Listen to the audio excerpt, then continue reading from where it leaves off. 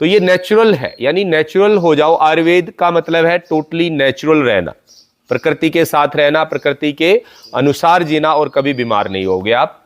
13 प्रकार की नेचुरल क्रियाएं होती हैं, उनको कभी नहीं रोकना चाहिए, नहीं तो आपको स्वास्थ्य संबंधी समस्याएं हो जाती हैं। तो वो कौन कौन सी क्रियाएं हैं? सबसे पहले आती है जमाई। जमाई आती है तो रोकनी नहीं चाहिए। जमाई आ रही है, इसका मतलब यह है कि आपका शरीर कार्बन डाइऑक्साइड ज्यादा बाहर निकाल रहा है और ऑक्सीजन की मात्रा ज्यादा भर रहा है, तो जमाई को नहीं रोकना चाहिए कभी भी। अंगड़ाई को नहीं रोकना चाहिए, अंगड़ाई आ रही है तो अंगड़ाई को भी नहीं रोकना चाहिए। उससे आपके जो नर्वस सिस्टम है, जब आपको अंगड़ाई आती है तो नर्वस सिस्टम आपका हील हो रहा होता है।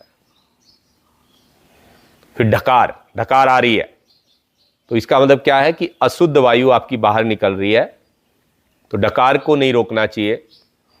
मल का वेग नहीं रोकना चाहिए, उससे कॉन्स्टिपेशन होता है, गैस बनती है और पेट संबंधी बहुत सारे रोग हो जाते हैं।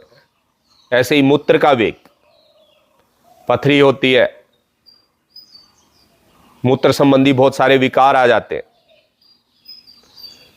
और बहुत इंपॉर्टेंट है, आंसुओं का वेग भी नहीं रोकना चाहिए। आंसू आते हैं, आजकल आदमी रो भी नहीं रहे, रोना आ रहा है लेकिन रो भी नहीं पा रहे हैं, किसके सामने रोए, डर लगता है, रोने से आदमी घबरा रहा है।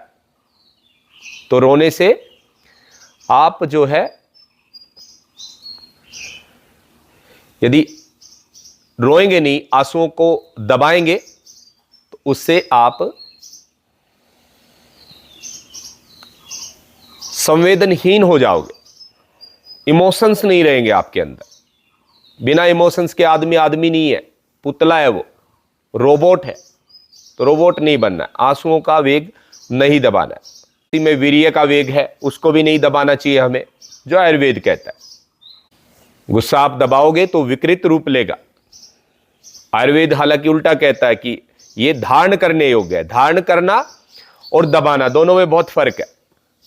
हाँ, थकान का वेग है, नींद का वेग है। एक नींद आती है तो भी आपने रोकनी नहीं चाहिए। बहुत सारे लोग रोक लेते हैं, ड्राइविंग करते हैं या कहीं जाते हैं, नींद को रोक लेते हैं, पढ़ाई करते हैं, नींद को रोक लेते हैं। तो नींद का वेग भी नहीं रोकना चाहिए, भूख का वेग भी नहीं रोकना चाहिए। भूख लग रही है तो खाना चाहिए। ऐसे ही प्यास,